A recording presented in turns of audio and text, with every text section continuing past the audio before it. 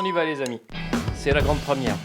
Des mois et des mois sont passés avant le Covid, avec cette intention, cette velléité de monter une chaîne YouTube pour parler de je ne savais pas quoi. Et j'avoue ne pas vraiment être certain de comment je vais aborder le sujet, mais le sujet tellement abordé sur YouTube, la liberté financière, l'alerte aux arnaques institutionnelles, l'éveil face à la décadence incontrôlée et incontrôlable des élites.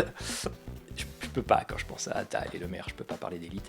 Mais en parlant de toutes ces choses, je pense qu'il y a un antidote.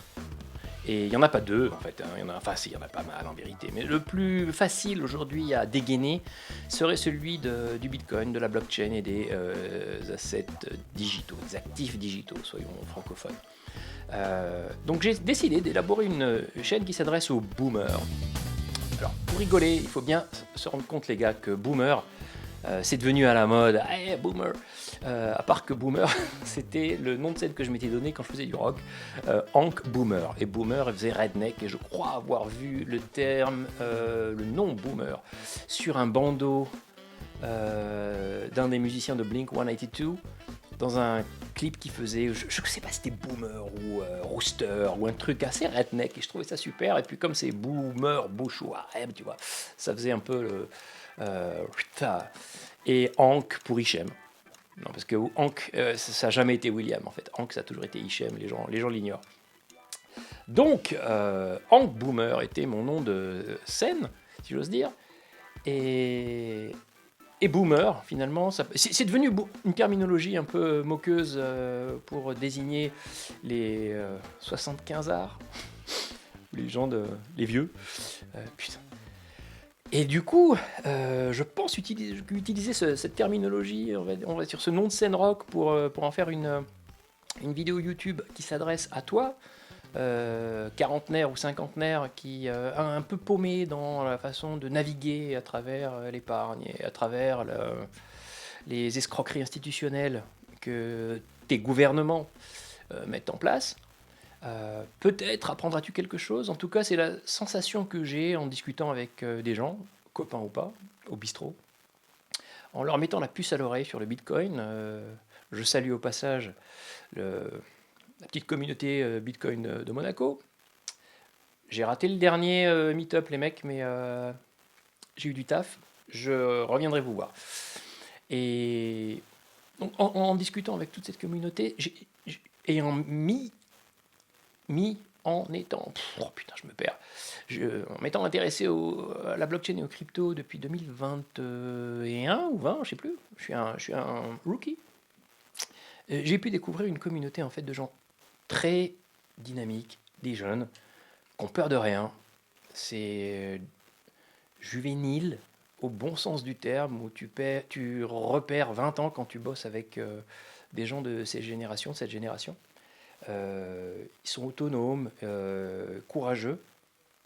On était loin à leur âge d'avoir autant de liberté, financière ou pas, mais en tout cas de liberté et d'ambition sur ce qui peut être réalisé à travers de pas grand-chose en fait, hein, un peu de travail, de la conviction, et oui, beaucoup de conviction, et du sérieux. Du sérieux pourquoi? Pour éviter les traquenards et les scams et par traquenard et scam, je ne dis pas les dégénérescences, qui peuvent être source de grandes richesses si tu arrives à t'adapter à un monde où des multimillionnaires en centaines ont des pyjamas avec des macaques et mettent des hoodies, des casquettes, tu vois.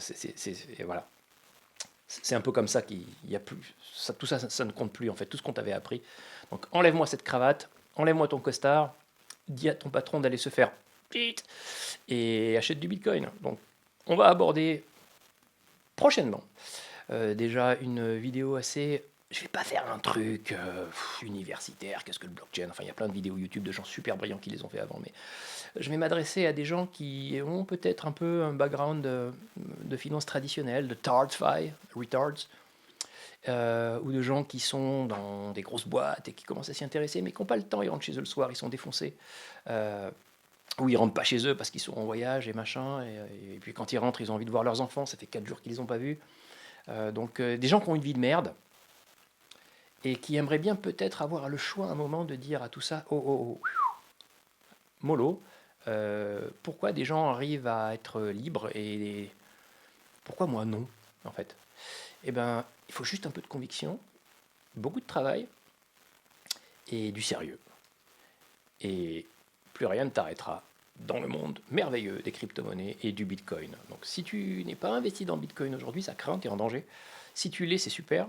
Et j'ai hâte de constituer une mini-communauté de gens un petit peu comme moi qui cherchent toujours à en découvrir un peu plus et d'apprendre 2 3 trucs. Alors, je vous expliquerai ce que je fais, comment je trade, comment... Oui, parce que ça se trade aussi tout ça.